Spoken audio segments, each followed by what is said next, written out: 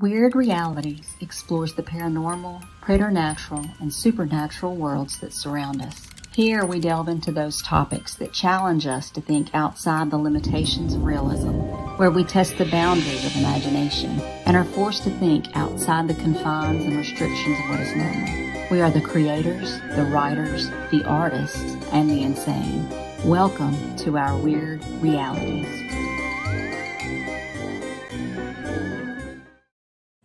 Happy Monday, everybody. This is a sneak peek into our season 3 new show called The Wild Women of Wyrd. And it is going to feature, of course, the Wild Women of Wyrd. And we're going to discuss some documentaries. So it will be focused kind of on true crime, but kind of on film and opinion pieces. I'm real excited about this. I'm happy to introduce my compadres in crime here, Miss Morgana Calder, Jennifer Sammons, and Mrs. Gracie Ellison. Finley is off tonight, but y'all will be seeing her over the course of the next season. Hello, everybody. Hello. Hope everyone's doing well. Well, tonight, everyone was given the task of watching the Evan Rachel Wood TV miniseries Phoenix Rising. And it's the true story of the actress as she is a survivor of domestic abuse. And it kind of follows her as she moves toward naming her infamous abuser for the first time.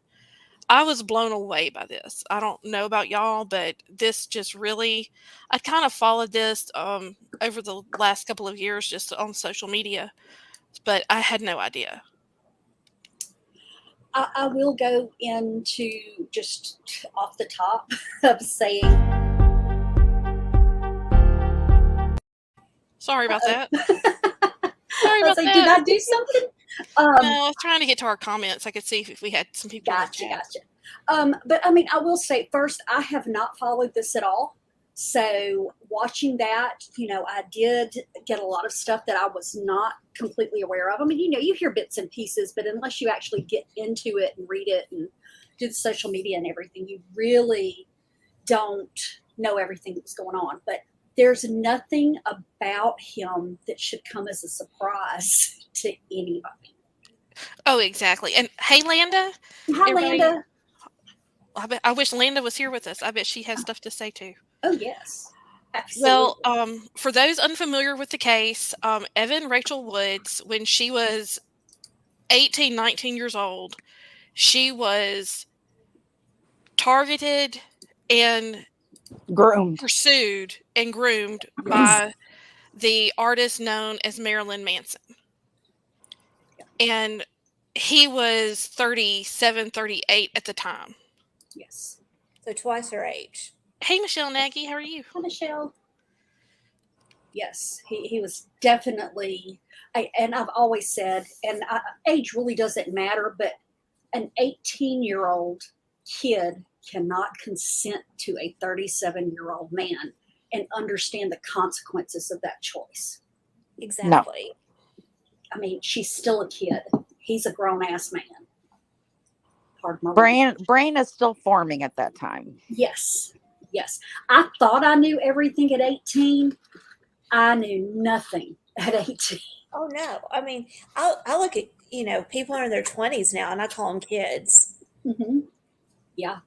I mean, because that, if I had looked at myself in my 20s, I'd be, yeah, you're not there. You're not there. Well, and the important thing to remember is she was still actually a minor. She was still underage. She was still in her teens. Mm-hmm. So Hollywood had kind of, Lolita-ized her. Yes. From some of the movies that she'd done. But, I mean, that to me is she was just even more of a kid. She really had no real life experience. Well, I really... The main thing I remember her from was Practical Magic. I absolutely loved her in that show. I thought she did very well. But until I saw her again on Westwood, I really did not follow her career a lot. But like I said, I still tend to think of her as that, 13, 14-year-old kid in Practical Magic. I'd just like to do a shout out to she was in True Blood.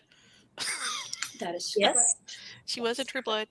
But this was just a horrifying chaos. And Jennifer, would you like to go through some of the highlights of what happened to her? Oh boy. Well, when I say that he groomed her, I'm talking about he set it up where he knew things about her, and it was almost like he was. And this is what I say a lot about abusers: is they make someone their hobby. Knowing everything about them, where they go, who they talk to, who their support systems are, so they can dismantle them, basically. If she has a brother that is involved with her and knows what's going on in her life, he's a threat to, and his name is Brian, but I can't remember the last name. Werner? Yes. Warner. Yes, Warner. That's right. I kept thinking Warner Brothers. I'm like, any relation? Oh. And I just remember thinking he went down the list. Basically, her dad, her mom. Some people were easier to get rid of than others.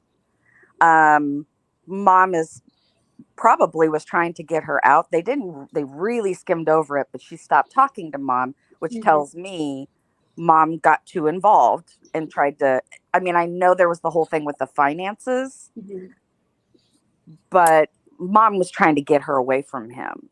And then by the time she looks around, really her brother was the only one she still had contact with. Right. And she had a very precarious relationship with her father. So that one was kind of easy to break off. And brother, I think, had a strained relationship with the mom. I mean, there was all kinds of things in play there. Right, because they kind of split them up when they separated. The brother went with the dad and she went with her mom. And so I don't think he thought of the brother or dad as really a threat, because in many ways she felt abandoned by them. And then mom, all he had to do was say, go look at the finances, and I'm telling you, you're not going to like what you see. And she goes and looks, and now he's got her. I mean, mom is considered the enemy, and she just wants to keep us apart. And, I'm going to be the one to take care of you. And he pretty much made her into what he wanted her to be. Yeah. Well, and that's often what you see in these types of cases. It just really, the video, I had no idea about the video that they made. And that really just sickened me on a level I can't even. That was their first. That wasn't their first time having sex, correct? No, it wasn't. But I mean, I've seen the video before. It was very provocative. But to know the backstory behind it, like, I could never watch that video again. Right. I do remember when that video came out, because I'm not a fan of his. I've never been. He's just not my type of, performer. But I remember him. I remember when it came out, everybody, shamed her, which is so typical, especially, of that time period. It's all her fault. She's trashy. She's a whore. She's this, that, and the other. Not looking at the fact that this is, again, a grown man with a 19-year-old kid in a video. But she was a homewrecker because she broke up his marriage. No. He broke up the marriage by pursuing and love bombing an 18-year-old. Yes. I mean, because that's. And for those of you who don't know, he had sex with her on screen, and then what she was supposed to say, because it was so controversial at the time, was that it was very romantic, and she did all the right lines of, yes, that's what I wanted. Well, she also got her drunk. He got her drunk on absinthe and on drugs. Yes. And there were people. It was all without her consent. She had no consent. Yes. And the thing is, when you have a 19-year-old, she's put in a position where she's having to defend him. And that just further strengthens that hold he has on her. Yes. And let's just back up and think about all the people that were around them and let it happen. Oh, yeah. I mean, it didn't happen in a vacuum. There were 50 crew members there and allowed it to happen. Yeah. I know that we all know about the guy Dan that, was on there, and he came forward, and she's like, thank God for Dan. He was the one that would stand off stage with me. At the very, very end, after they played some music and showed some credits, it came back on, and it was kind of like a podcast like this. And there was a guy who was on there, and I wish I would have called his name, but he's like, I toured with them for like 6 months or 9 months, one of those two. And he said, everything these women are saying, it's true. I was there. I saw it. I know what happened. And it wasn't Dan, but it was somebody else. And you could tell that Dan did not want to get involved in this, and it did put his career. Well, and one of the things that I just, like, again, it just blew me away was hearing this very accomplished actress. I mean, she's world renowned. She's, she looks, I mean, I used to have this roommate that had been horribly sexually abused. And I looked at Evan Rachel Woods and I see the similarity, the not washed hair, the kind of, the not really making an effort, to look your best. And it's, I mean, and the thing is, it's not like people will look at someone like that and they'll just say, oh, she's just not taking care of herself. But I mean, it's part of that mindset is you feel terrible. You feel dirty, and it starts to show. Right. Well, and and that's. I'm sorry. Go ahead. Oh, okay, sorry. But I mean, it's typical of him. Just looking back, because like I said, after I watched it, I went back and did some actual research on the things going on at that time period and everything with him.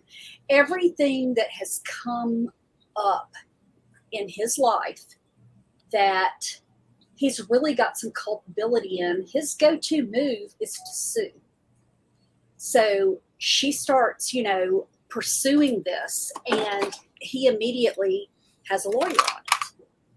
Oh, well, she's making this up, and she is getting these other women to say things that aren't true.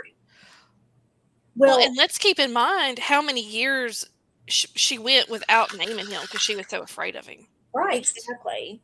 Mm-hmm. And, let's just back up a minute and talk about like some of the more sensational things that she talked about. We talked about her being assaulted during the music video, and there's so many other things that she kept getting sucked into over and over again. And at one time she tried to leave him, and he called her, and maybe someone has the number. It was hundreds of times. 158. Thank you. I was going to say 158, but I wasn't 100% sure on it. He would tell her he cut himself every time she wouldn't answer the phone. Mm-hmm. Oh my gosh. I mean, how scary is that? And what she was subjected to. I mean, the mental and physical torture that she was subjected to. It's terrifying. Well, and let's also make a point of saying it wasn't just her. Exactly. As her case built, which I can't think of, and Jennifer, that lady's name that she spoke with about her case, and the time had. Oh, Gloria Allred.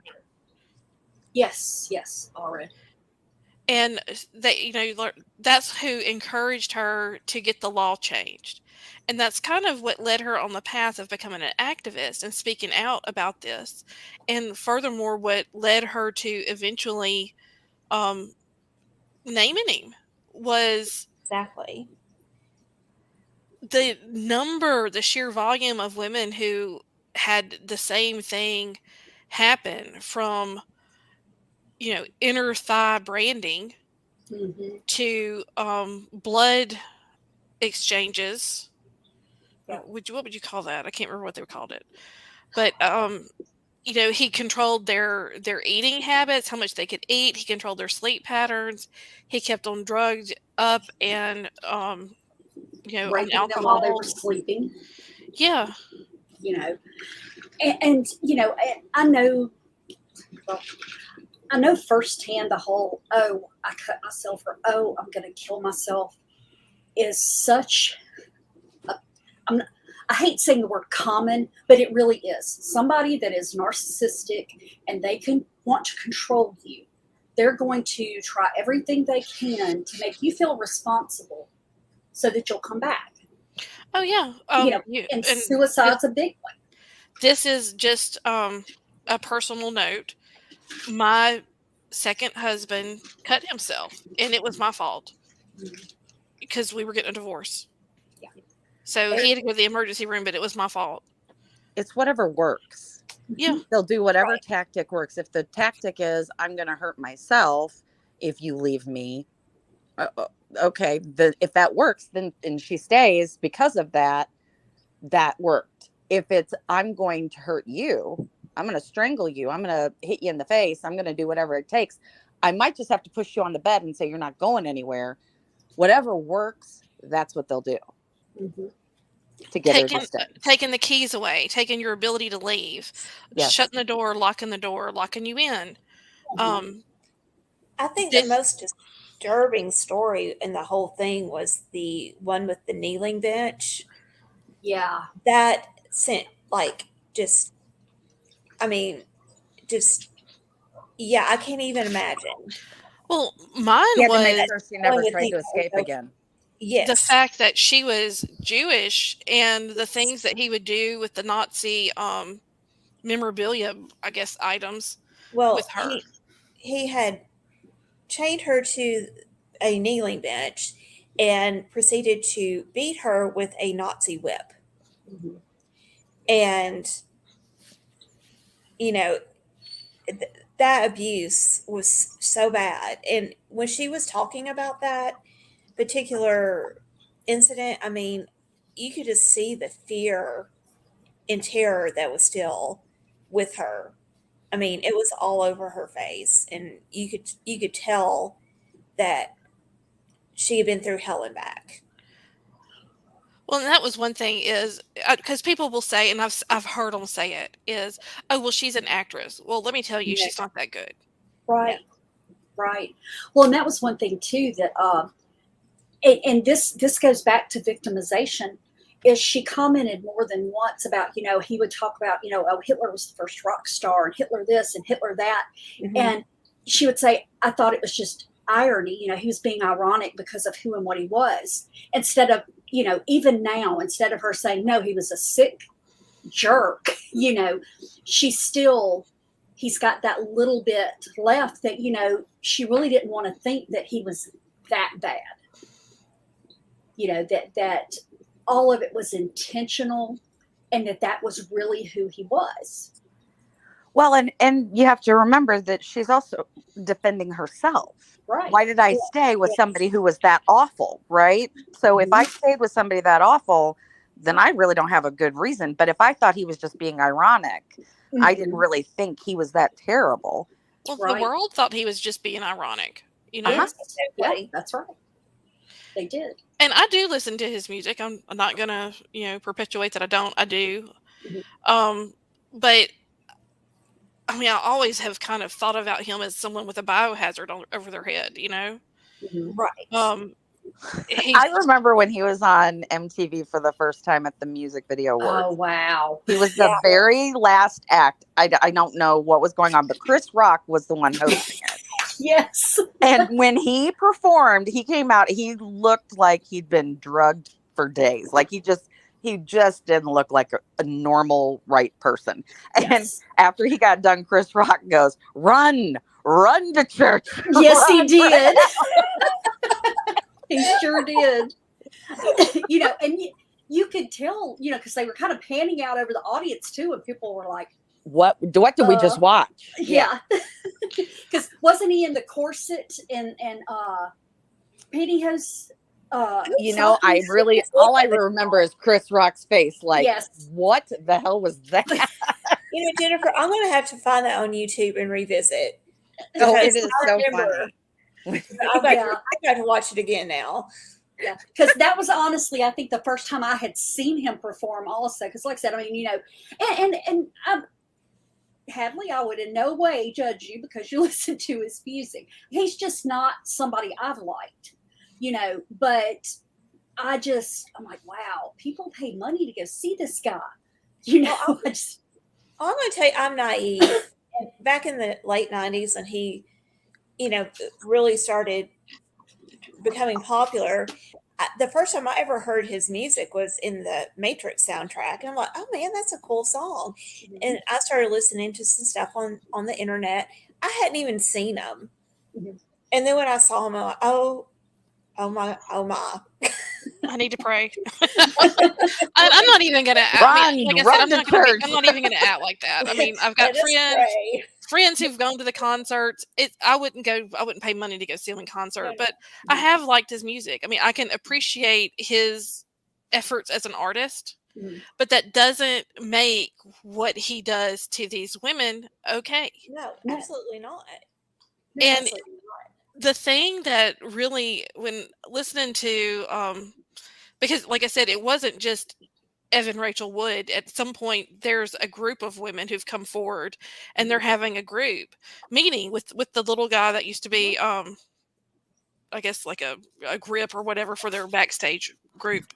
But watching his face as they sat around and talked, and watching hers when these women are sharing these things that he made so intimate with her.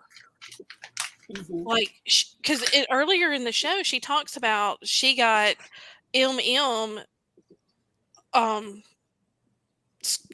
scarification or branding on her inner thigh as close as she could to, her vagina. Mm-hmm. And that was to show, his ownership of her, that she belonged to him. And, you can just hear the romanticism to it. Mm-hmm. However, he did the same with all these other women. Yeah. And she's sitting there going, okay. And you could just see the shock on her face. And it was not a bad shock. It was like oh God. It wasn't just me. He's such a liar. Mm-hmm. It was really interesting. And it's like, I was speaking with a friend of mine earlier, and I said, you should really watch this documentary, but be warned, it's probably going to trigger some stuff for you. Mm-hmm. And I think that it was a very enlightening documentary. I'm not going to say I enjoyed it, but it was a harsh awakening to a lot of the situation that's going on in our country that I think that people turn a blind eye to. And one of the biggest things to me was the labeling of this poor 19-year-old child as being a whore when she's being, taken advantage of by this much. I mean, like we're saying, 20-year age gap, mm-hmm. a man, but she's the whore. Yeah. Yeah. He's done nothing wrong. In the eyes of a lot of people. And the thing that gets me also, and this is something that's common now too, is the fans he had that were giving death threats to her. Yes. You're belittling and making this perfect paragon of society a victim when she was the victim. Well, he really reached out to that group of misfits. Mm-hmm. Yeah. And I mean, what was he? He was like the first really big artist to kind of embrace the whole gender fluidity mm-hmm. movement. So there's a lot of people who really, really bought what he was selling. Right. And that's a good point, Hadley. And I think he really brought in a lot of different elements. I mean, because he had like David Bowie and his Ziggy Stardust persona in the 70s, very androgynous, very, very feminized. But what Marilyn Manson did is, like you said, he brought in that goth and that emo, that kind of mindset into that whole package. And these kids that were disenfranchised came on board. I mean, they're like, we love you. Well, and the more people talked about his music sounding like the devil or him being the devil or whatever, again, it goes back to that 80s, which I know this, he came out in the 90s, but that whole 80s mentality of satanic panic. Yeah, and it just pushes kids to buy more albums or records. Well, or exactly. Yeah, because as long as my parents hate it, I'm gonna love it. Yeah. Correct. But I mean, the reason I like his movie is it has that. His movie, excuse me. I see what I'm thinking. The reason I like his music is that dark element. When I'm writing dark elements, it helps me get to that place within myself. So that's when I say I like his music. I use it for writing. Right. But I often write, dark stuff. Well, and I'll even go so far as to say it's not the genre that I dislike, because I mean, like, say, Korn, for instance, I like them. I just, it's him specifically that when he came out, I just did not feel any kind of draw to him. And I think that that's a lot of the reason that I really don't care for his specific music, And it's not just him. There are other artists I feel the same way about. It's not, any one thing. It's okay. I'm going to make enemies right now. I realize it. I'm not a Led Zeppelin fan. I know. It's like I don't even know you. I know. I mean, and I'm not going to say they don't have a song or two that I'm okay with, but for the most part, I'm just not a fan of their music. But do I respect them as artists? I do. Because they've done something that obviously I haven't, so, I mean, I'll give them credit, for what they brought to the industry. It's just not something I'm drawn to. Don't feel bad. I had a disagreement with my sister when I was younger. She was like, you have to respect Bruce Springsteen and you have to love his concert. He just goes on. And I said, I don't like his music. So I don't know what you're trying to say to me, but fine. You can go on and on with your music that I don't like, but that doesn't make me like you more. I don't think you're cool. Jennifer's like, you need to wrap this up. I said, I'm sorry. I just don't like him. And it's okay to not like certain artists. Absolutely. I'm curious, Heather or Hadley, what was it that when you first saw him that you thought? Because I think that was what was so off-putting. I probably would have liked the song Beautiful People, like Beautiful People. I thought it was kind of a cool sound, but he was so off-putting. That was the first time I saw it. I looked at him and, I mean, I'll be honest with y'all. I looked at someone who is making bank by, pandering to this certain subset, I saw him as a performance artist. Yeah, that's kinder than what I thought, Gracie. Yeah. Like I said, I mean, I just look at him as, this is just another one who's out there, along the same lines that I think of Gwar or Slipknot, Insane Clown Posse. I put him in with that. It's just a gimmick. Exactly. A bit scarier. I mean, he did look very scary, but I mean, it was just I think what set him apart was like the imagery that he used. Yeah. Because like Korn or Slipknot, Insane Clown Posse, they were shocking in their appearance, but they didn't use those subtle imagery and those clues that Marilyn Manson did, which, was smart. I mean, but very provocative. I mean, he used a lot of Nazi imagery and, Yeah, he was smart. His marketing. Like, oh, he's being ironic. But, I mean, one of the things that they do mention in the documentary was something about how he basically shaped his marketing based on Nazi Germany. Mm-hmm. And you look at it and you're like, they did have cool outfits. He is onto something here. And I did not realize how much imagery was in it. But, I mean, he has a very firm following within the skinhead community. Mm-hmm. And that's where a lot of, I think, the hate and murder stuff comes from. Yes. Well, I don't know if you remember this, but I remember it very vividly because it was still him, but it was with a different look and everything, but he still had that same vibe. Do you remember the last season of Sons of Anarchy when Juice was in prison? Yeah. You know, I mean, he was still rapey. He was still creepy. You know, Yeah. It was still him. That stuff don't wash off. No. It doesn't. And I realized that was a film. It was fiction and everything like that. And I'm a huge fan of Kurt Sutter, but they could have, put somebody else in that role, and I don't think it would have had nearly the effect mentally. No, and the thing is, he does do the Hollywood thing. I mean, and I found it very intriguing in the documentary when she had some of his art. Yeah. And it's like, I mean, he really does some nice art, But I think it's also says a lot about him, though, that he documented her decline in art. That as she got worse and worse, that he kept painting that and showing that part of her, and everything. Because, that's just something that it would have never crossed my mind to do, and there are weird things I probably do artistically, but documenting somebody's, decline, that's completely my fault.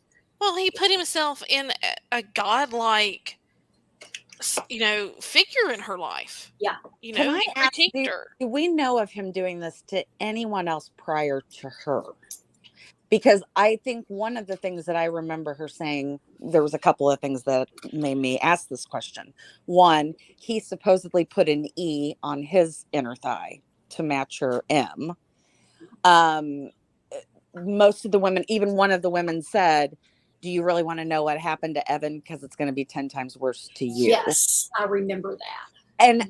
And I'm thinking, I'm sure he wasn't obsessed with every single one of them like he was with her, only because he cut himself 158 times. And I'm thinking this was new territory in some ways. He got sicker as it went on. Yeah. But I think she might have been the worst of all of it. He got with her when he was still married to Dita Von Teese. Yeah. Okay. Do we know if Dita Von Teese said that he did any of these things? No. I honestly have always believed that he and Dita had a BDSM relationship and he was her submissive. That is based on nothing other than my opinion, though.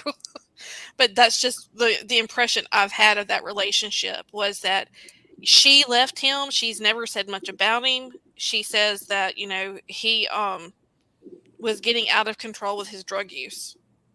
But, she cut ties with him, which was smart. I think Evan was the catalyst for whatever, whatever fantasies, whatever sick fantasies or compulsions he was trying to live out. Jennifer, what was it you were reading to me yesterday about? We were talking about, and I'm not even going to say his name because I don't want to get the hate mail, but a certain actor who only dates women under 25.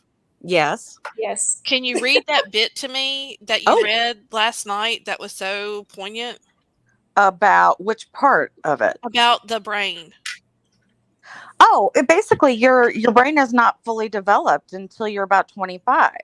So and why older men like younger women. Yes, because at that point they're easily manipulated and don't have that sense of self.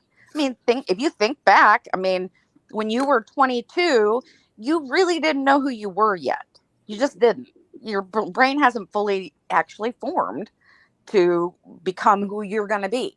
And, you tell that to an 18-year-old and they'll look at you like you're crazy. Of course I'm, who I'm going to be. Well, I don't know about you guys, but the older I get, I look back 5 years ago, who I was then is completely different than what I am now. Yeah. Well, there's some core things, but ultimately you change a lot. And from 20 to 25, huge difference. Well, and that was going to be my point was, okay, so we look at him and he's at the height of his personal power when they begin this relationship. And he's beginning this relationship with someone who is, and we all remember being that age where you just really want, especially with an older man, you just want to please them. You want to make them happy. You want them to like you. You're going to go the extra distance, more so than you would a boy your own age, Well, I can remember as a teenager, I was not allowed to date a boy more than 2 years older than me. Mm-hmm. That was a rule, and I never could understand it when my mom would say it would be different if you were 21 or 22 years old and he was 4 years older than you being 16 and him being 4 years older than you. And lo and behold, I had my own daughter, and I'm like, oh my God, my mother was not a complete moron, And she's right. Well, talking to a 16-year-old girl about this, I had to do that a lot. I worked in a children's home. And I remember it was around the time of, I think it was Mary Kay Letourneau or something, whatever her name was, that was having the affair with the little boy from her class. Yeah. Basically, what I was saying to them, I'm like, I'm just going to make it a 4-year age difference, because some of them were wanting to date older guys out of high school, and they're 16 and they think they know everything. And I get that, and this guy's 21. What the hell is he doing talking to a girl in high school?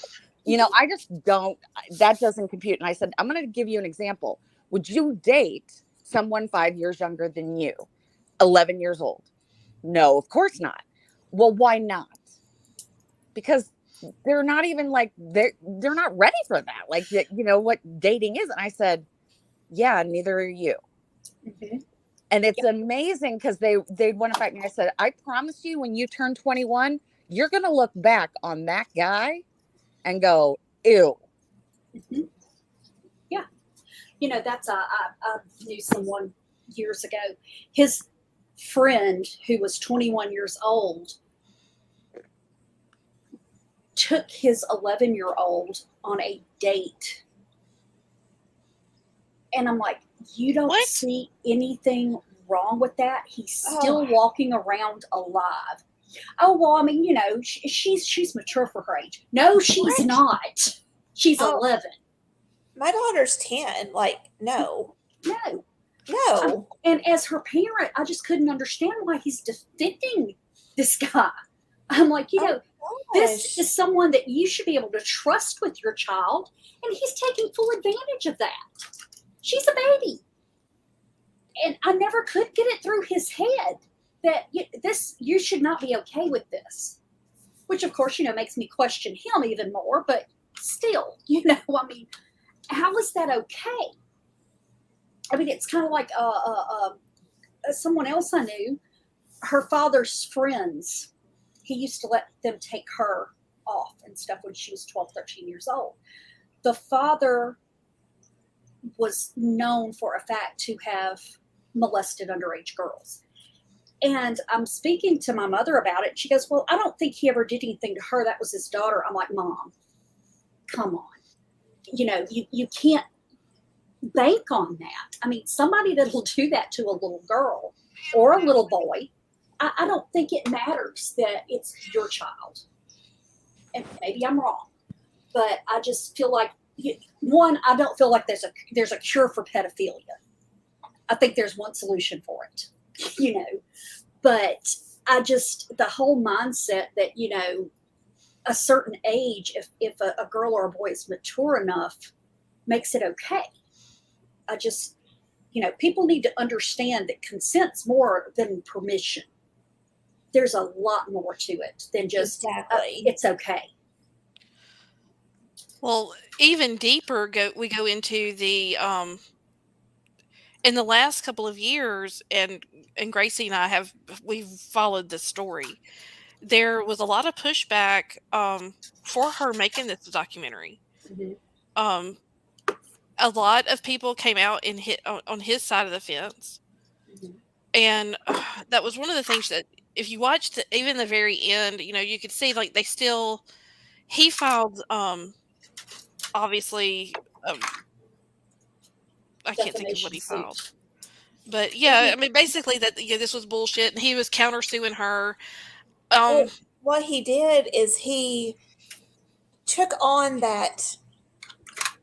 Okay, he took a cue from the Amber Heard and Johnny Depp situation, where Johnny Depp, took Amber Heard to court for slander and libel. Well, now Marilyn Manson thinks he can do this with Evan Rachel Woods now, but she is not Amber Heard. These women are not interchangeable. They have very different stories and very, very different experiences. And I hope this case gets thrown out of court and some judge says, "Are you insane? This is not going to work." Right. Because she's got proof, she's got witnesses, she's got other women to back her up, to tell the same story. She's got other men. Yep. Exactly. So it's really apples and oranges, and he's just going to drag them through the mud again. And I feel sorry for Rachel Wood. She did everything she could. She did the right thing. And I'm afraid she's going to end up, really suffering for it. Yeah, I feel like she might, have lost her Hollywood star power over it. Well, if you and I listened to exactly one episode of the Amber Heard Johnny Depp thing, and I was like, oh God, I can't get that hour back. But her entire persona and attitude were totally different than what Evan Rachel Woods is. Exactly. Well, exactly. Somebody, you want to talk about somebody being an actor? Yes, that's what Heard was doing. Yeah, Heard looked at Evan Rachel Woods, I think, and used her as an example of what she wanted to be, and tried to model all of this advocacy that she was doing after Evan, because her and Johnny were friends with Evan and what's his name, Manson at some point. Well, Johnny Depp and Marilyn Manson are very good friends. Yeah, it doesn't say a lot for Johnny Depp for me. Oh no, not particularly. Yeah. Well, maybe this whole situation may make him rethink it. Yeah. Let's hope so. Yeah, exactly. Because, like I said, love him or hate him, there's no history of people coming forth with Depp and accusing. Right. Exactly. with Manson, you've got these people coming up and saying, okay, well, this is what happened to me. This is what happened to me. And usually where there's smoke, there's at least a spark. Well, there was an actress that was from Britain that had come over again to make a video. She knew him through Dita. She was a burlesque performer, and she was in Game of Thrones, and he invited her to come over and to make this video. And the whole weekend she was here, he kept her prisoner. He kept her locked up. He, drugged out on whatever, and forced sex on her. It's just terrible. But it was, like I said, you see these women come together and they're sitting there telling the same stories. And the light bulb moments that you see them all having as they realize they're not alone.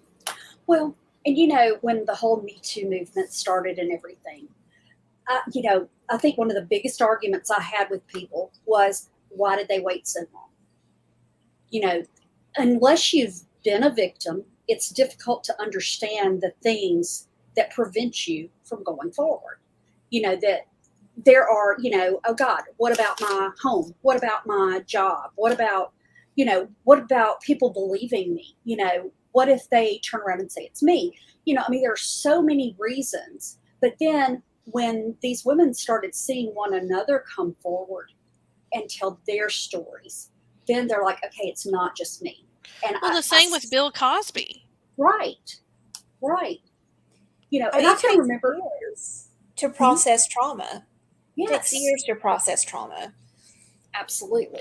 Well, and that was one of the things that I took away from this, because they said that a lot of times it takes women 7 to 10 years to process what happened to them. And I know for a fact that's true. Yeah. I've seen it firsthand. I've experienced it firsthand, and that's just no one wants to think of themselves as being a victim. No. And no one wants anyone to pity them. And it's very hard when you start sharing your story with people to see that reaction. Yeah. And like I said, more power to her. The fact that she's out there making a difference. And she did get that law revoked where it's no longer a 2-year, you have 2 years to report crimes. I don't know what they changed it to. 3 to 5. 3 to 5. But Yep. that's a huge difference. Mm-hmm. You know, but still, I mean, it is far more of a problem than anyone realizes. And I hope that there's more people like Evan Rachel Wood who will get out there and speak their truth, because it's really hard. When you have everybody thinking you're a whore, you have everybody thinking you deserve what happened to you, that you should have known better, and you're a kid. Mm-hmm. I mean, for her to be able to get out there especially in an industry where they, you get jobs by keeping your mouth shut. Right. You know? Right. Well, not only do you get jobs by keeping your mouth shut, we victim blame in our society. That's our game. I mean, we do. Right. Women do it to other women, and men do it to women. Yes. I mean, if we're not to blame for something, they'll find something. Oh, well, there's a meme going around right now on social media. What do you call a woman that sleeps with a lot of men? A woman. Leave her the hell alone and quit judging. Not your business. But it's like, why throw something like that out of there? When do you start coming together as a group? And I'd like to say, too, to anybody listening, men can be victims of domestic abuse just like women can. Men can be victims of a narcissist just like a woman can. Right. Exactly. So, I mean, it's not just a thing about women, but as women, we look at things differently in the sense that it's like I've explained to my husband before when he and I have discussed things like this. I'm like, your parents never taught you to not dress a certain way because you might get attacked. Your parents never had to teach you, don't walk alone at night. Exactly. It's something that you didn't have to teach your sons, that you had to teach your daughters. Well, I had this conversation with my husband not too long ago. I told him, I said, we're raising a daughter, and there are going to be things I have to tell her you will never think of. Mm-hmm. How she needs to move about in this world. And you don't have to worry about it. You move freely. Yes. You can go anywhere you want to, do anything you want to. Park in that dark alley because it's closer, but you just are going to park down that dark alley and you don't think twice about it. Right. You can go running any time of the day. I was going to say the teacher that was killed. Yes. Everybody, why was she running it for her? I mean, because she went out at 4:30 in the morning. When else is she supposed to run? Tell me what the most appropriate time to run in our society is. Mm-hmm. There is no safe place. Thank you. Exactly. Thank you. And Fran Drescher got raped by a burglar in front of her husband in their house in New York. Somebody broke into their house and assaulted her. Yes. There's no place that's safe. And I think we're finding out that more men have been victimized than previously thought. They just didn't feel like they could tell anybody. Well, it's shameful. Yeah. As much shame as a woman carries for her own assault, men are taught, as a general rule, you're tougher, you're stronger, be a man. Don't be a sissy. Don't be a wuss. So I don't feel that most men have been taught it's okay for you to be scared, for you to feel like you've been a victim, and that there are resources and people out there that you can talk to and you're not going to be judged, because so much of that masculinity is about being able to defend yourself. Yeah. Well, that's the truth. Well, I mean,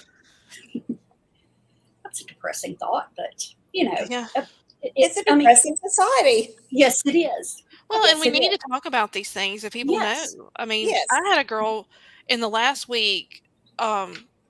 She had something going on, and she asked if she could message me, and she had been the victim of an assault. and she didn't feel like she could tell anyone because she felt like everyone was going to blame her. And it just crushed me that is still something that kids today have to deal with. I mean, she's a young woman. She's not a kid, but she's like, I was out.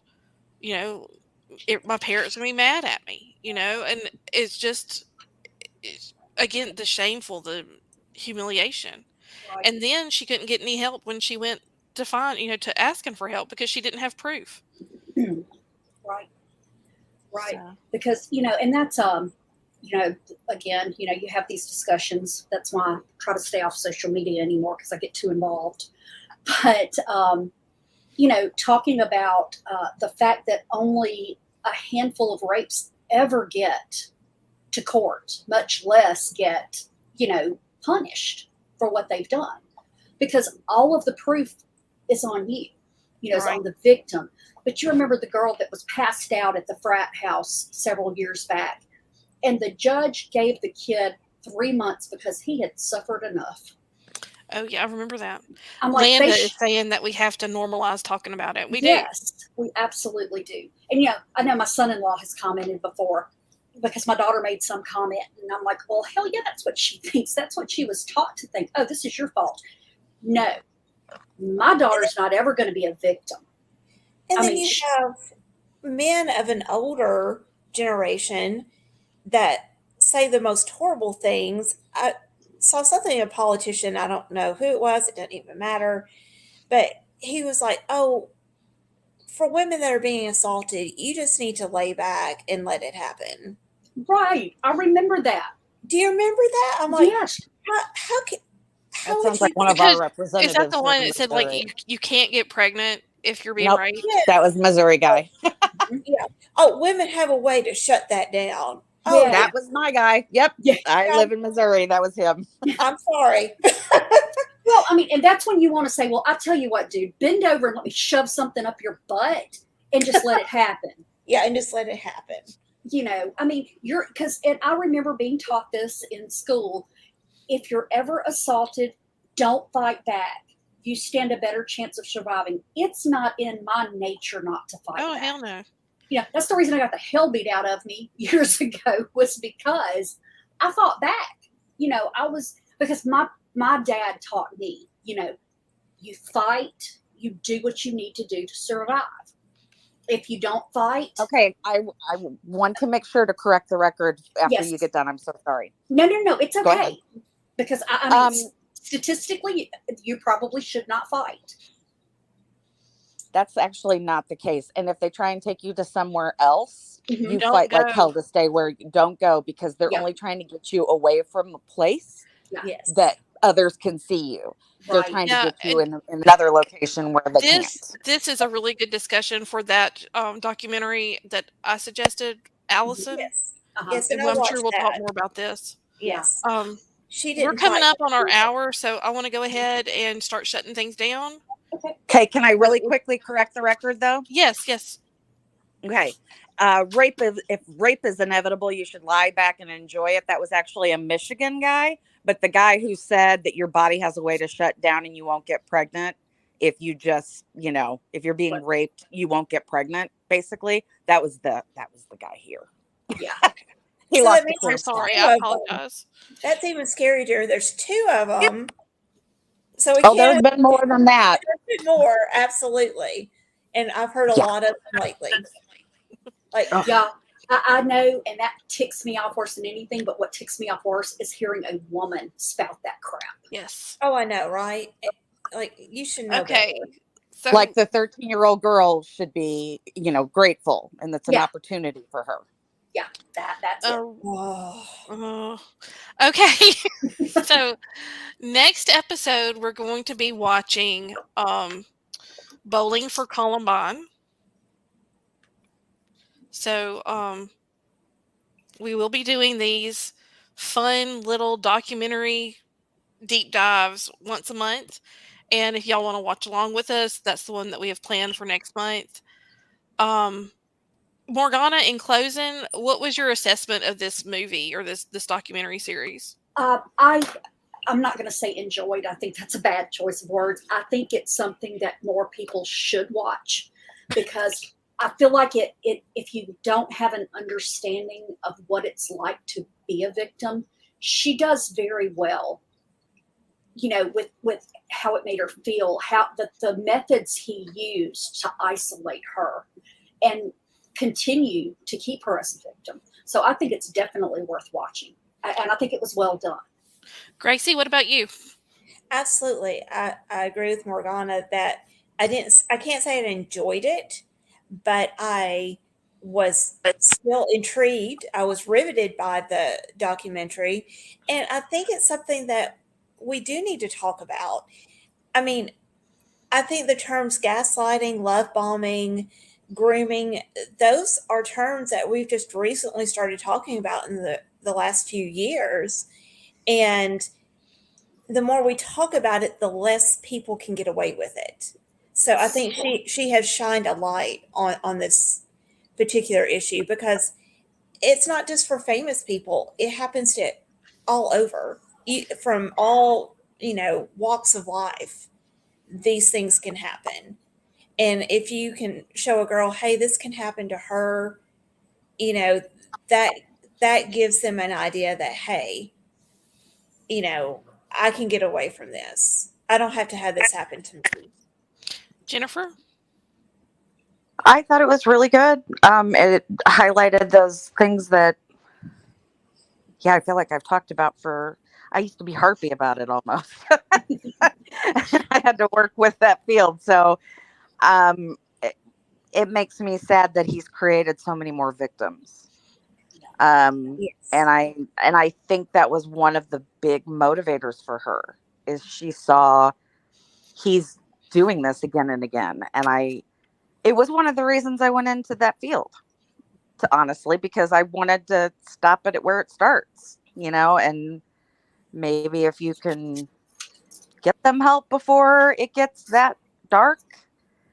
Otherwise, it's just creating more and more victims. He's just replaying what he did with her over and over again. Well, I agree with all three of y'all, and I'll add to that and say that I think that anyone who has a friend or a loved one who has been through what this poor woman's been through, it really does help you understand it better.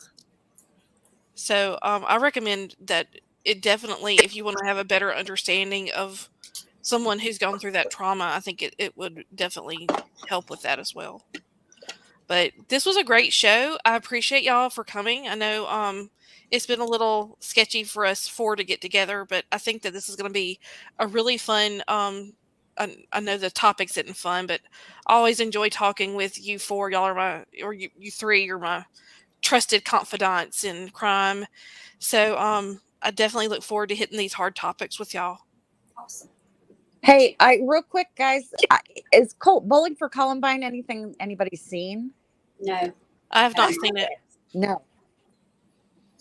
Okay, well, let me give real quick the gist of it. It is a documentary by Michael Moore, but it was the ridiculousness of the title basically is because they tried to say, well, okay, they're blaming Marilyn Manson, they're blaming all kinds of like their video games and all these different things instead of, well, they went bowling that morning, so maybe bowling caused it. They were looking at all these things that caused these kids and weren't really looking at what's the problem, what is going on with these guys that wasn't going on for the other people, and why did they become the trench coat mafia? Oh, it was because they had a gang. No, I mean, they were looking for anything, and so he kind of goes around and talks to people, and it's got some enlightenment related to Columbine because that's really where a lot of stuff started of us talking about school shootings. And nothing has changed. We blame it on everything but what the problem is. Everything else. Yep. Mm-hmm. Yep. Mental health. Anyway, all right, guys. Well, in the meantime, you know that you can find us at wyrdrealities.net and using our link tree at link.tr. What is it? No, linktr.ee /Wyrd Realities. That's weird with a Y.